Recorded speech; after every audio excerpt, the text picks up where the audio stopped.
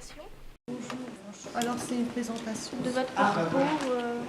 Alors j'ai été élève à l'école normale supérieure de Fontenay où j'ai fait des mathématiques, j'ai passé l'agrégation de mathématiques et ensuite je me suis dirigée vers l'informatique théorique, c'est-à-dire en gros la combinatoire mais avec des lettres. Travailler sur des propriétés et puis ensuite je me suis intéressée au problème du temps et du raisonnement temporel, aussi bien en mathématiques, en informatique et maintenant en linguistique. Et j'ai pris la direction de l'IREM, l'Institut de recherche en enseignement mathématique de Paris-Nord depuis l'année dernière et on se consacre beaucoup à tout ce qui permet de faire des mathématiques intéressantes et innovantes dès l'école primaire et jusqu'à l'université. D'accord. Et j'ai découvert donc Henri-Auguste Delannoy parce que je m'occupais d'un problème qui consistait à ranger des chaînes de messages. Donc j'avais plusieurs séries de messages et je voulais savoir toutes les combinaisons qui existaient entre elles. Et je suis tombée sur une suite de nombres et en allant chercher dans un dictionnaire en ligne des séries de nombres, qui est le Sloan, j'ai trouvé une suite qui s'appelait la suite de Delannoy. Donc je me suis dit, mais qui est ce monsieur? Et comme personne ne pouvait me répondre, j'ai fait des recherches avec des collègues, dont Jean-Michel Hautebert ici présent, et nous avons fait 2 séjours à Guéret en 2002 et 2004 aux archives départementales et à l'association d'archéologie, où nous avons récupéré à peu près tout ce qui existe sur la vie de Delannoy.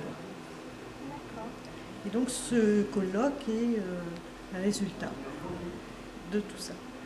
Et quels sont ses principaux travaux et apports en mathématiques? Alors ces principaux travaux sont de résoudre avec des méthodes visuelles et assez simples, calcul sur des échiquiers, des déplacements, des problèmes qui, si on le fait par la méthode classique, prennent beaucoup de temps. Donc en particulier, il y a un problème sur le suffrage. Vous avez 2 candidats, il y en a un qui gagne évidemment. Et l'idée, c'est de savoir combien de dépouillements possibles il y a pour qu'à chaque tirage successif des scrutins, le candidat gagnant reste toujours en tête. Alors ça prend 3 pages de calcul dans les livres conventionnels et lui le résout en 2 transformations de tableaux. Et puis il a fait pas mal de calculs de probabilité et de combinatoires.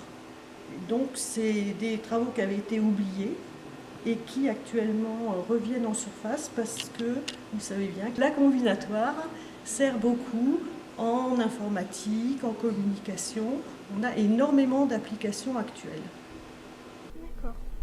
Et pour quelles raisons faut-il placer ces travaux dans le contexte politique de l'époque? Ah, très bonne question. Parce que d'une part, c'était un militaire de carrière. Et donc le fait qu'il revienne aux mathématiques et qu'il apparaisse dans des livres de mathématiques, c'est assez surprenant. Et c'est tout le contexte historique qui va permettre de comprendre sa démarche.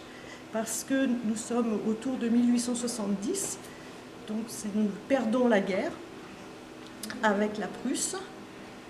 Et l'idée, qui est dite dans plein de journaux, c'est que ce n'est pas le militaire allemand qui a gagné la guerre, mais l'instituteur allemand.